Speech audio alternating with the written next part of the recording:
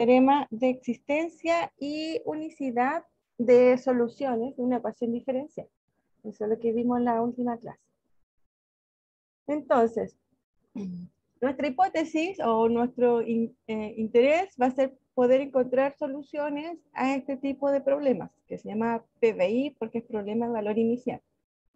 Un problema de valor inicial consta de una ecuación diferencial y una condición inicial. Esta es la ecuación diferencial, una ecuación diferencial, y esta es la condición inicial. Obviamente este x sub 0 tiene que pertenecer a I. ¿Ya? Y el y sub 0 también tiene que estar bien definida en la función, por eso el x sub 0 y sub 0 tiene que pertenecer al dominio de las funciones. Entonces, esto es nuestro interés, saber cuándo tiene solución.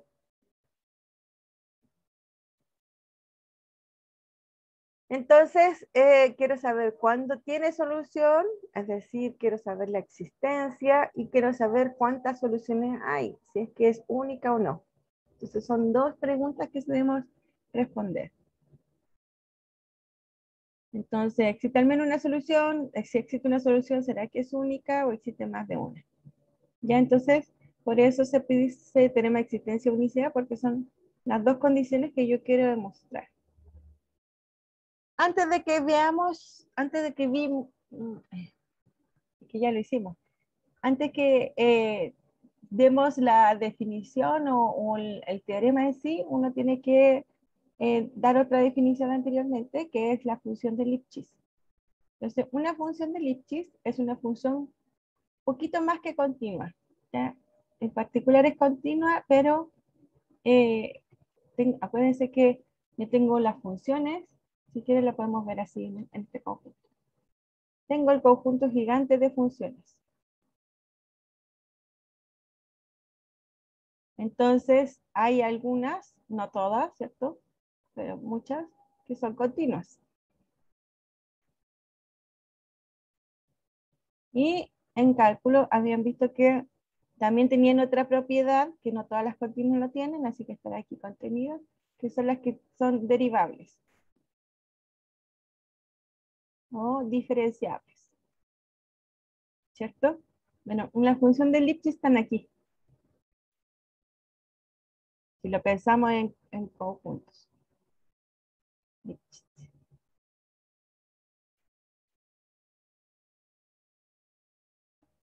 Ya, es un poco más que continua, pero no necesariamente todas son derivables.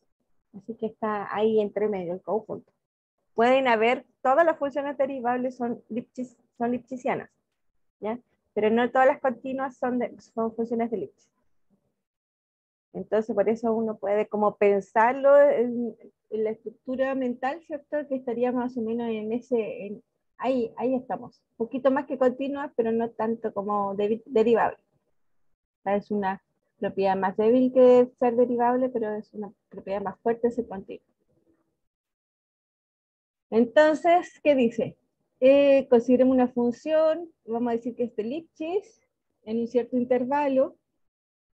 Si existe una constante L, que la vamos a llamar constante de Lipschitz, tal que cumple esa condición, que G de T1 menos G de T2 es menor o igual que L por T1 menos T2.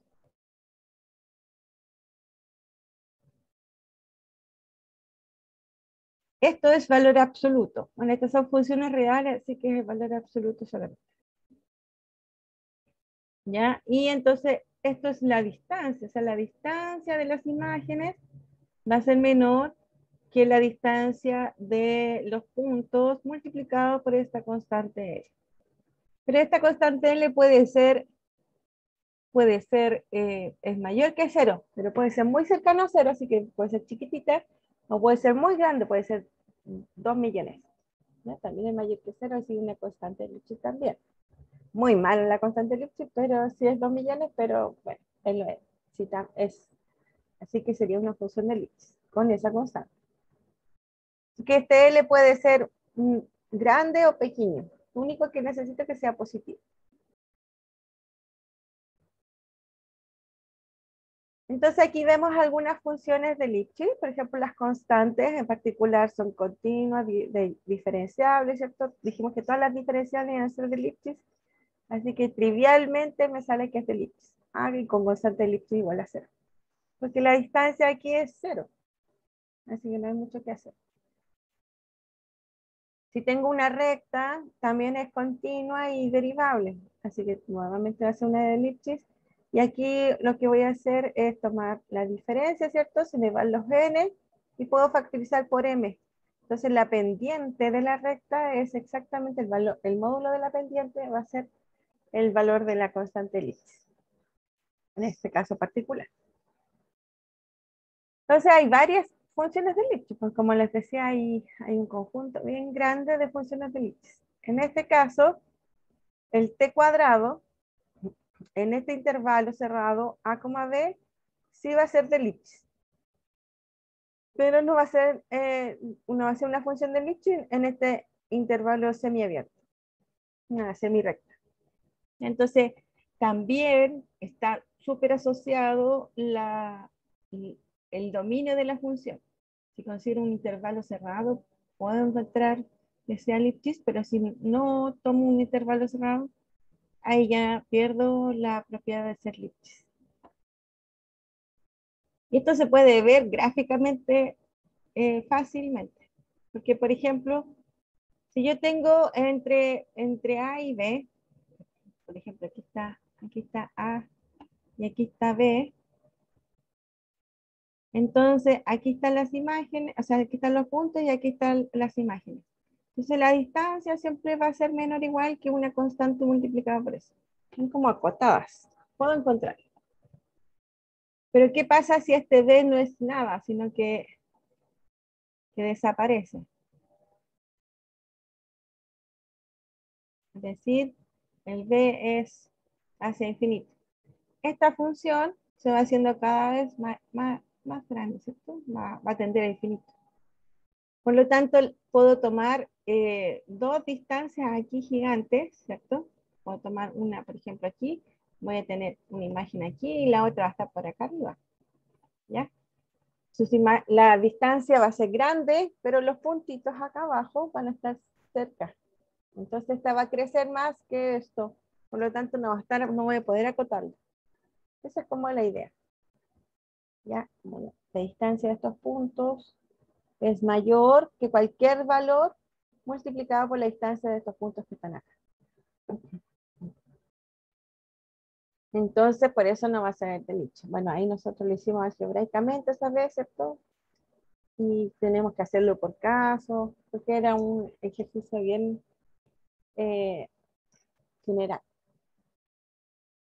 Entonces, otra cosa que nos puede ayudar para demostrar cuándo es una función de elipsis, nos va a ayudar cuando la función es diferenciable. Si la función es diferenciable, quiere decir que existe la derivada. Y si existe la derivada, existe el teorema de valor medio. ¿Ya? El teorema de valor medio dice exactamente esto.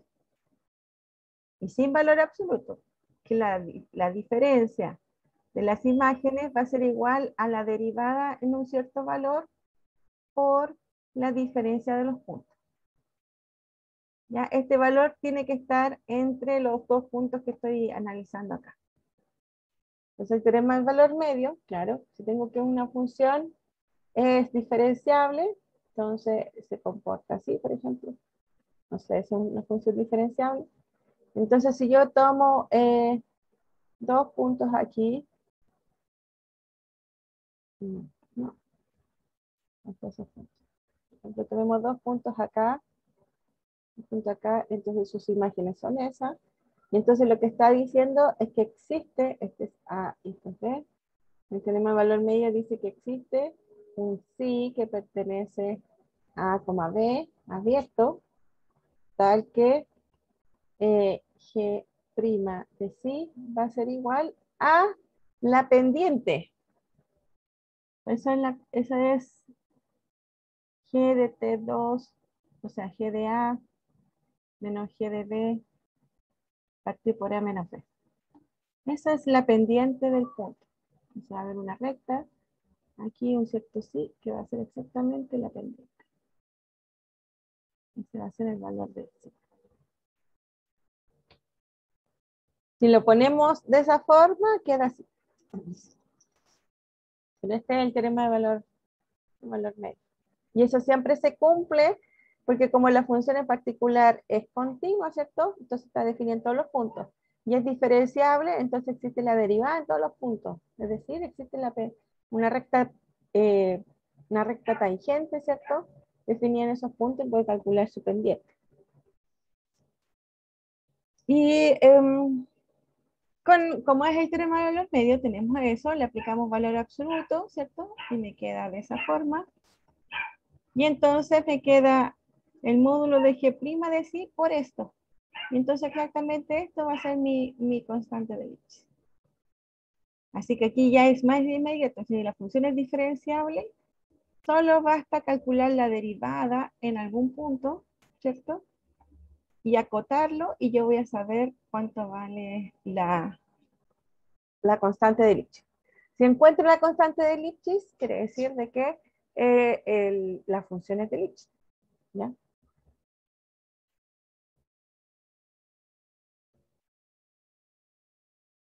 Esta función es diferenciable, así que estaríamos como dentro de lo anterior, pero tiene un problema en cero. Entonces, cuando calculamos todo, pero en un intervalo que contenga el cero, esta función no va a ser de Lipschitz.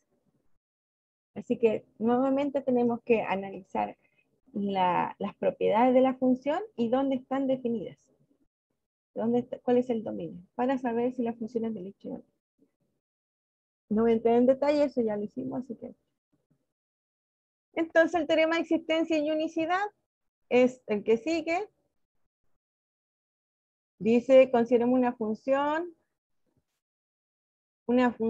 continua y Lipschitz con respecto a su segunda variable, porque aquí fíjense que aquí la función es de R2, F, va de I cruz A, que está contenido en R2, y lo lleva a R. Entonces vimos nosotros que era Lipschitz en una variable, porque era de R en R. ¿Ya? Entonces, decir que esta función de Lipschitz, pero con respecto a la segunda variable, necesito que sea Lipschitz con respecto a las dos, quiere decir que vale esto de aquí. Que f de x por y1 menos f de x por y2, y2 va a ser menor o igual que L por el valor absoluto de I1 menos I2. Aquí el I1 y menos I2 son valores reales, así que este es valor absoluto. Ya, entonces para todo punto x0 y 0 que pertenece al intervalo, el problema de valor inicial que va a estar asociado a él va a ser I' igual a f de xi y I de x0 es igual a I sub 0. Es el problema de valor inicial. Tiene una única, ahí tiene la existencia, una única, ahí está la unicidad de solución definida en ese intervalo, donde delta es suficientemente pequeño. O sea, este pequeño intervalo, tengo x0, y entonces aquí tengo x0 menos delta, y aquí tengo x0 más delta. Este es el dominio de la función, tal que es solución de la ecuación diferencial. Ahora, fíjense que el teorema de existencia de unicidad es un teorema local, se le dice. ¿Qué significa que sea local? Que tengo un punto y para valores cercanos a él, vale. O sea, una cosa muy, muy precisa. Tengo para ese punto y para ciertos valores cercanos. Pero uno analizando la solución, este delta lo puede generalizar y hacerlo un poco más grande y uno puede encontrar el teorema de existencia de unicidad global, que es mucho mejor, ¿cierto? Que, por ejemplo, que valga para todos los reales. ¿Ya? Pero eso se puede analizar al final, cuando vemos exactamente cuánto es la función, cuál es la función y dónde está definida, dónde está bien definida con respecto a la solución y con respecto a la solución, a la ecuación diferencial. ¿Ya? Entonces podemos hacer este suficientemente pequeño o suficientemente grande.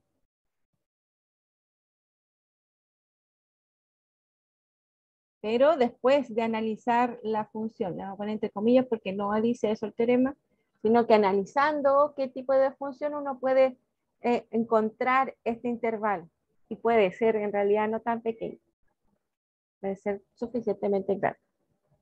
Pero eso es después. El teorema lo que dice que lo confirma de que en un cierto intervalo existe solución y la solución es única. Nada más que eso.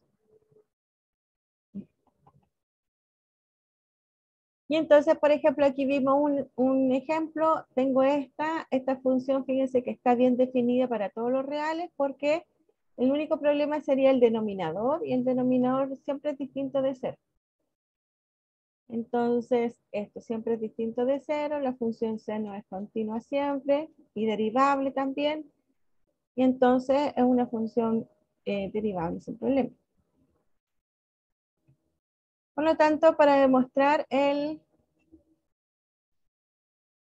teorema, para demostrar el teorema, lo que vamos a hacer es calcular la derivada, ¿ya? Porque es una función, como les digo, es una función diferenciable. Así que f es diferenciable. Entonces, para este tipo de funciones, uno puede calcular la derivada, ¿cierto? Y encontrar la constante Lipschitz. Pero ¿la derivada de qué? Bueno, tengo una función que tiene dos variables, x e y. Pero yo creo que sea Lipschitz solo en la segunda, así que me preocupo de la segunda derivada parcial. La primera no la estudio, solamente la segunda. Y entonces calculo la derivada. Entonces la derivada va a ser, la derivada de esto va a ser la derivada del cuadrado, 2 seno de lo que está aquí, va a ser en la cadena. ¿Cómo derivo parcialmente? Voy a considerar como si fuera una función de una variable en función de y el x es constante. Entonces, derivo el cuadrado, bajo el 2, me queda la función. Ahora derivo la función seno. La derivada de seno es coseno. Por regla de la cadena, ¿cierto? Y ahora voy a derivar lo que está dentro. El denominador es constante y la derivada de y es 1. Así que me queda 1 partido por 1 más x4. Esa es la derivada. Entonces ahora podemos calcular el valor absoluto. Y la propiedad de valor absoluto es que lo puedo separar, esto está multiplicado. Bueno, la función seno, sin importar el ángulo gigante que está aquí, ¿cierto? La función seno siempre es menor que 1, la función coseno siempre es menor que 1, y este es el gráfico de esa función. Y me doy cuenta que está acotado por 1. Entonces quiere decir que la derivada es menor que 2 por 1 por 1 por 1, es decir, es menor que 2. Entonces la constante de Lipschitz es igual a 2. Y si encontré que encontré la constante de Lipschitz, entonces la función es lipschitziana. Y si es lipschitziana, entonces tiene solución. Entonces la constante de Lipschitz va a ser igual a 2. Luego, si se fijan, luego el teorema de existencia de unicidad global, porque fíjense que esta función va a ser lipschitziana y no la tengo restringida a ninguna condición, entonces Lipschitz en todos los reales, ¿cierto? Va a ser Lipschitz en todos los reales. Entonces ahí voy a tener el teorema de existencia de forma global. O sea, no tengo ese delta que va a depender de la condición inicial, sino que como no tengo ninguna restricción, va a valer para todos los valores reales. Y me preguntaban también si la solución era decreciente siempre. No decreciente, perdón. Bueno, fíjense que la derivada es igual a seno cuadrado de y partido por 1 más x cuadrado, que es la ecuación diferencial. Pero para saber si es creciente o creciente, yo necesito, para que no sea decreciente, necesito que esto siempre sea positivo. Pero siempre es positivo porque está al cuadrado.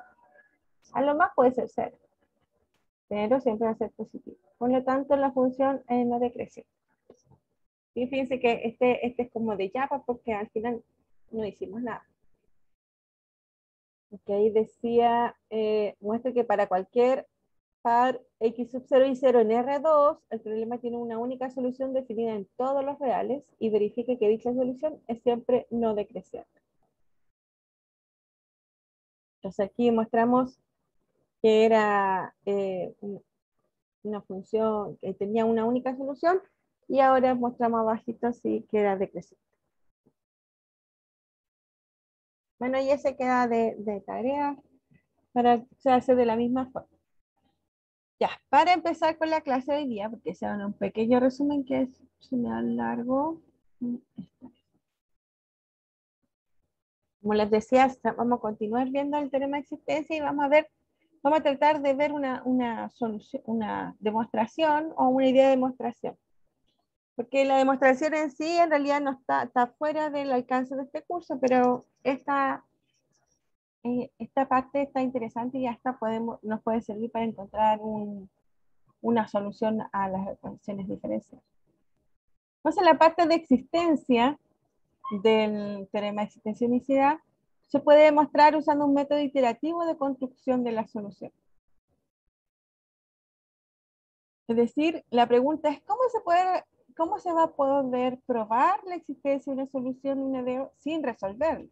Porque aquí el teorema es como tan abstracto, no me pide resolverla, sino que solamente quiero saber si existe solución o no. Entonces la idea es, si existe una solución, voy a suponer que existe una solución, esta debe cumplir esta relación integral.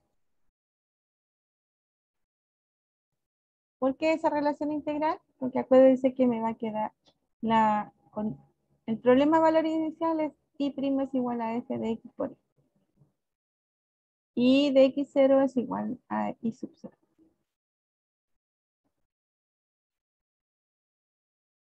Ya, entonces, si yo calculo la integral aquí, si calculo la integral entre x0 y x de y' de t, vamos a ponerle t, es igual a la integral entre x0 y x. Bueno, y pusieron z. Voy a ponerle z. De z de f de z y de z de z. ¿Qué dice aquí?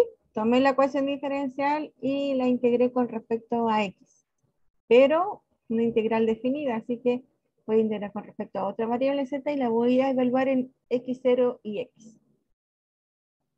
Entonces, por el teorema fundamental del cálculo, esta parte va a ser igual a y de x menos y de x sub 0. Y el otro lado me va a quedar integral.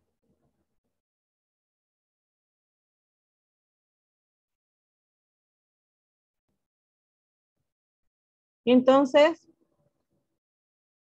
pasando para el otro lado y despejando el y de x, me va a quedar y de x sub 0 más la integral entre x0 y x de f de z.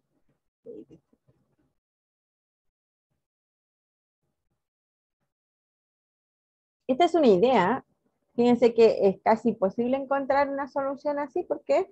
Porque es medio recurrente. Tengo la función aquí y la función acá. ¿Ya? Pero estamos suponiendo que existe solución. Estoy suponiendo que existe. Entonces yo ya sé cuánto vale y. Y por lo tanto lo puedo reemplazar acá y puedo reemplazarlo acá. Entonces debe cumplir esa ecuación. ¿Está bien? Estoy suponiendo que existe, así que por eso lo puedo hacer.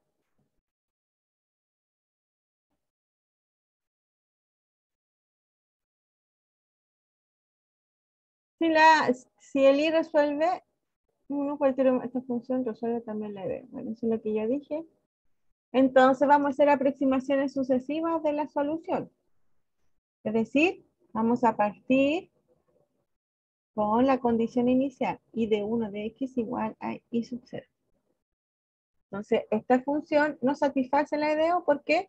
Porque si yo calculo la derivada de 1' de x, esto es una constante, entonces me queda igual a 0.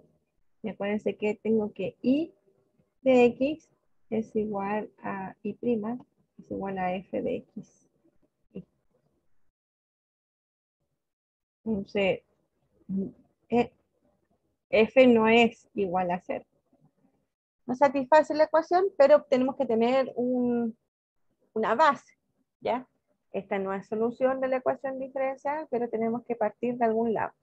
Lo que sí yo sé es que si lo evalúo en x sub 0, sí está en la solución, ¿ya? Pero si lo dejo en general, me va a quedar una función constante y esa no es solución de la ecuación diferencial. Pero no importa, tenemos que partir de algún lado. Porque por lo menos, claro, no satisface la ecuación, pero al menos satisface la condición inicial. Si lo evalúo en x sub 0, me va a dar y sub 0. Así que por lo menos cumple esa condición. Y por eso vamos a partir de ahí. Entonces la segunda aproximación, vamos a llamar I2 igual a I2 de X. Vamos a decir que vale esto. I2 de X va a ser igual a I sub 0 más la integral entre X sub 0 y X de F de Z, pero no de I2, sino de I1 que yo sé cuánto vale. Entonces aquí es como voy a encontrar la función I2 que sí va a ser solución de la ecuación diferencial, pero usando la I1 que teníamos anteriormente. Entonces en este caso va a ser I2 de X es igual a I sub 0 más la integral entre 0 y X de F de Z por I sub 0 de Z. Esa es otra función que vamos a decir que se puede aproximar a la solución. Fíjense que si yo derivo esto, I2', derivo, esto es constante, me queda 0, y la derivada de la integral va a ser f de x, y 0 menos f de x0, y 0. Así que ya se está pareciendo un poco, ¿cierto? A la condición inicial. Todavía no es exactamente, no satisface, pero por lo menos está aproximando. Aquí ya me daba 0. Aquí hay una diferencia. Entonces, es un método sucesivo de encontrar solución. Entonces vamos a encontrar el I de 3, que recursivamente va a ser escrito de la misma forma que el I2, ¿cierto? Pero aquí está el I3 y adentro vamos a colocar I2. Después vamos a encontrar el I4, ¿cierto? Que va a ser igual. Pero aquí F de Z, I3. De Z. Bueno, y así sucesivamente. Así vamos a encontrar todos los términos de la sucesión. Entonces podemos construir una sucesión de funciones de esta forma. Y K más 1 va a ser igual a I sub 0 más la integral entre X sub 0 y X de F de Z por I sub K de Z. Esa es mi sucesión de funciones. Entonces, sabiendo el IK, sabemos cuánto vale el IK más 1. Es recursiva esta sucesión.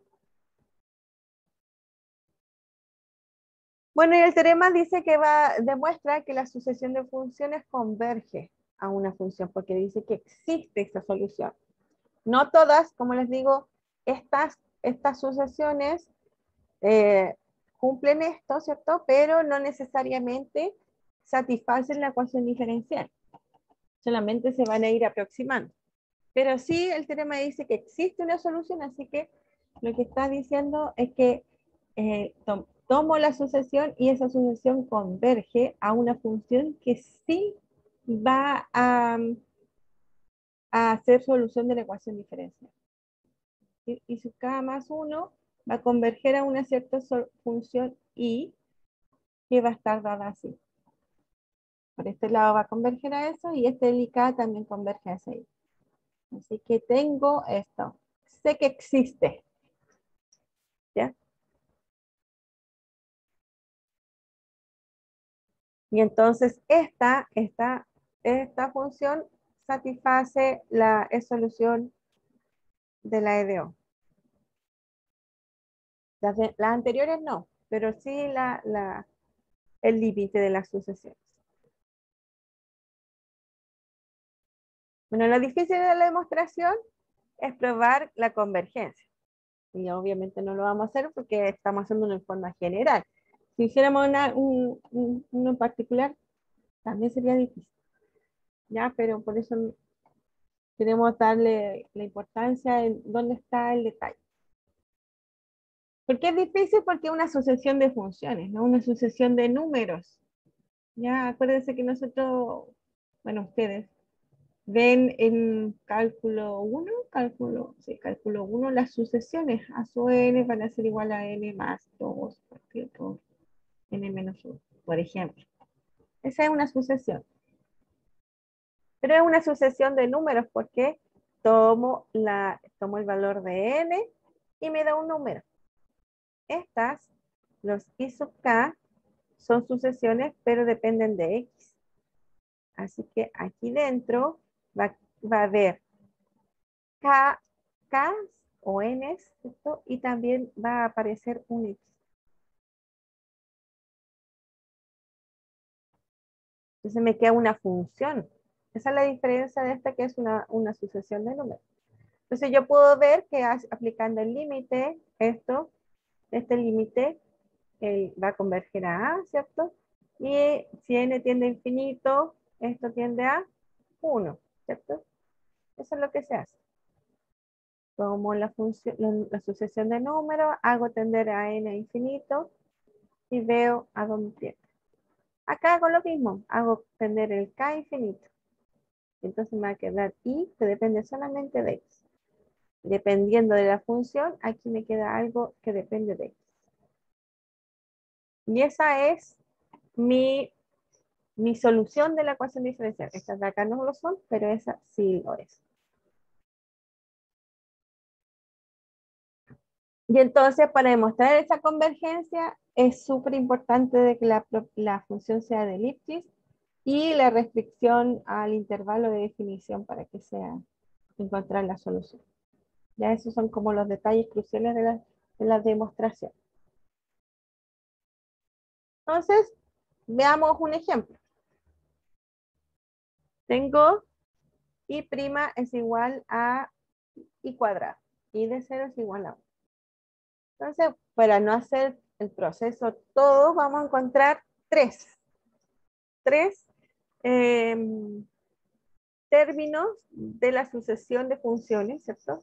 Donde se va a poder encontrar la solución. No vamos a encontrar la solución, sino que vamos a usar el proceso inductivo para encontrar el I3. Muy bien, entonces, ¿qué se hace? Entonces, lo primero que tenemos que hacer, tenemos que partir de algún lado. Entonces, veo la condición inicial, dice que I de 0 es igual a 1. Entonces, el I de 1 va a ser igual a 1. Como les digo, esta no es solución porque I' de I1 es igual a 0. Y eso es distinto a la ecuación. Así que esta función no es solución de la ecuación diferencial, pero es una base porque si yo evalúo en 0, cumple la condición inicial. Así que por eso parto de ahí. Ahora, el I2, ese es el primero. El I2 va a ser igual a I sub 0, que esto es 1, más la integral entre 0 y x de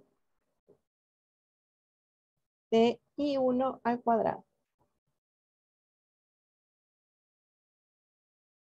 Entonces esto es igual a 1 más la integral entre 0 y x de 1 al cuadrado de x, es decir, 1 más x, perdón, no es de x, el x está en el límite de integración, así que tiene que haber otra variable aquí. Z. Entonces z, y z evaluado en x y en 0 me da x. Entonces el I2 de x es igual a 1 más x. Fíjense que no es necesario hacerlo, pero para que se den cuenta, si nosotros derivamos el I2, me va a quedar 1. Y 1 es distinto a la EDO. Entonces, esa tampoco es solución de la ecuación diferencial, pero se va a ir aproximando. Y entonces el tercero va a ser I de 3 de X, va a ser igual a I sub 0, 1 más la integral entre 0 y X del I2 al cuadrado, es decir, 1 más X al cuadrado. Perdón. 1 más Z al cuadrado de Z. Entonces esto es 1 más, esto es la integral entre 0 y X de 1 más 2Z más K cuadrado de Z igual a 1 más Z más Z cuadrado más Z al cubo tercios evaluado entre 0 y X. Entonces el I3 de X es igual a 1 más X cuadrado más X al cubo tercio. Menos 0, así que me queda exactamente eso. Fíjense que ya tengo el I3 y ya se complica bastante, ¿cierto? Calculamos su derivada y prima de 3 me queda 0, me queda 1 más 2x más x cuadrado. Esto es lo mismo que 1 más x al cuadrado, pero no es I3. Así que es distinta a la de... Necesito que sea igual a la función. El I3 es esto. Así que no es solución tampoco, pero va a ser una aproximación. Ahí está lo que me pedían. Bueno, acá está escrito ya de otra forma más bonita. Aquí coloco una constante. Un lado sale esos dos cosas.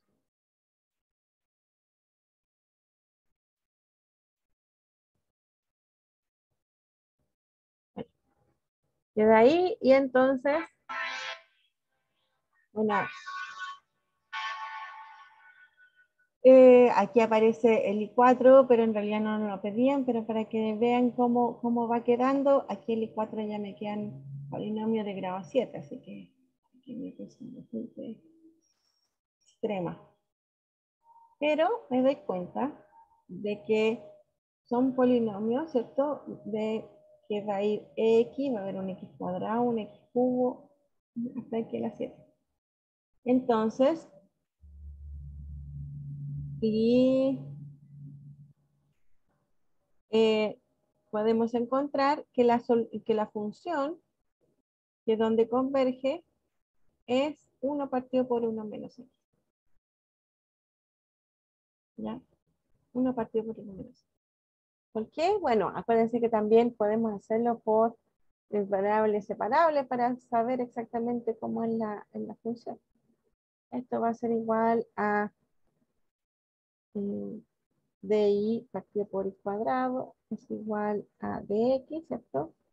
Y entonces, esto es menos 1 partido por I es igual a X más C. Entonces, I es igual a 1 partido por X más C menos. Y la condición inicial era I de 0 es igual a 1. Entonces, si I de 0 es igual a 1, entonces me queda menos 1 por 0 más C. Entonces, esto es que C vale menos 1.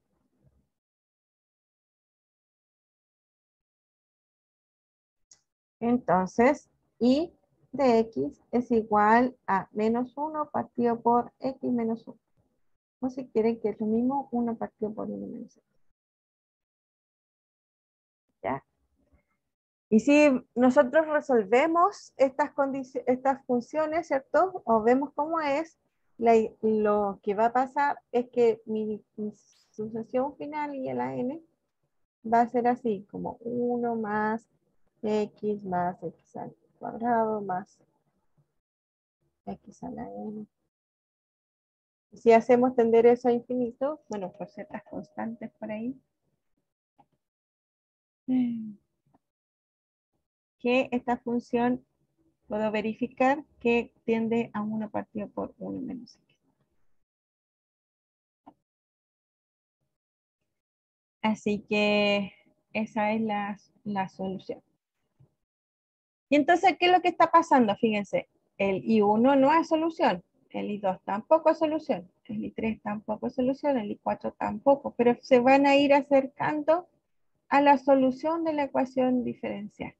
Eso es lo que hace y podemos decir que esto es un método de aproximación para encontrar soluciones de la ecuación diferencial. Y se puede, ¿por qué se puede hacer de esa forma? Usando la demostración del teorema de existencia y unicidad. Eso. No sé si tienen alguna duda, consulta.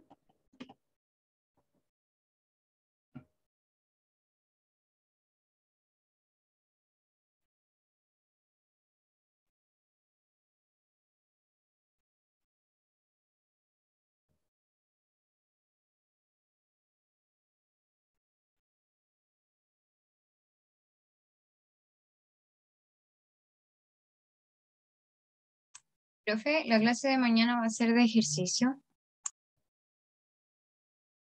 Sí, hacer de ejercicio. Sí. Ah, ya, gracias. Sí. Ya, bueno, entonces nos vemos mañana. Que estén bien. Chau. Chao, profe, que esté bien. Chao, Muchas profe, gracias. gracias por la clase. Ya, Chao, chau. profe. Chau.